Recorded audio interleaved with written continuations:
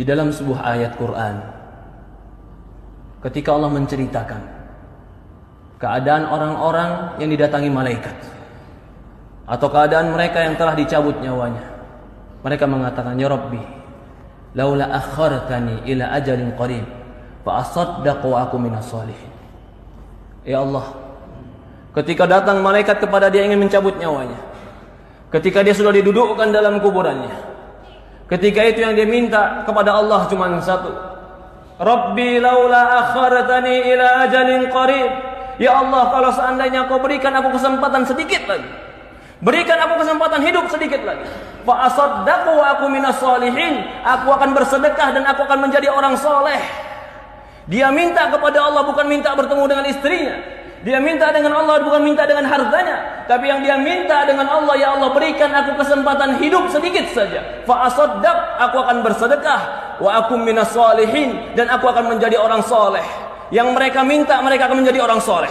Yang mereka minta, ya Allah berikan aku waktu untuk taubat. Yang mereka minta, ya Allah berikan aku waktu untuk kembali kepadamu. Yang mereka minta, ya Allah berikan aku waktu untuk menjadi orang yang menegakkan sholat. Apa jawaban Allah? Kalla, tidak akan pernah. Jika telah datang ajaluha, ajalnya, la yastaqdimuna sa'atan wa la yasta'khirun. Tidak akan pernah diakhirkan walaupun sesaat, dan tidak akan pernah dicepatkan walaupun sesaat.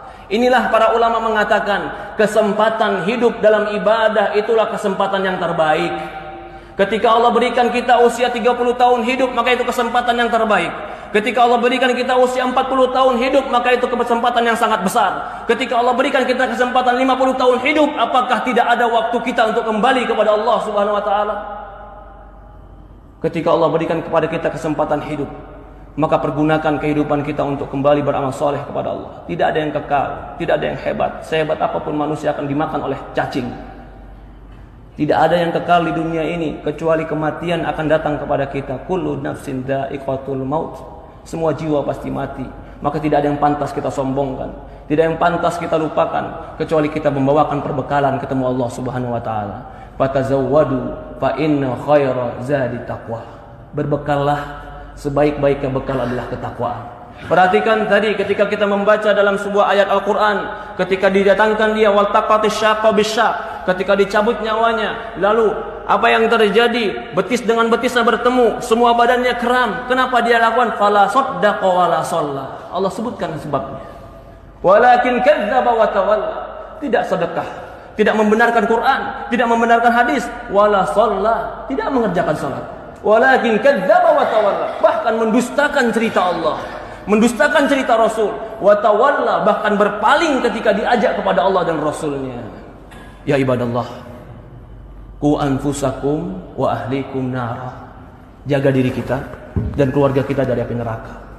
Yang menceritakan ini semua adalah baginda Nabi kita Sayyidina Muhammad sallallahu alaihi wasallam. Shadiqul masduq, yang jujur, yang benar, yang diutus kepada kita untuk mengajarkan kepada kita ilmu agama. Semoga Allah Subhanahu wa taala berkahi kita. Semoga Allah Subhanahu wa taala memberikan kepada kita ketakwaan. Semoga Allah Subhanahu wa taala mematikan kita dalam husnul khatimah. Semoga Allah Subhanahu wa taala memberikan kita kekuatan untuk beramal saleh. Semoga Allah Subhanahu wa taala menolong kita untuk menjadi hamba-hamba yang bertobat.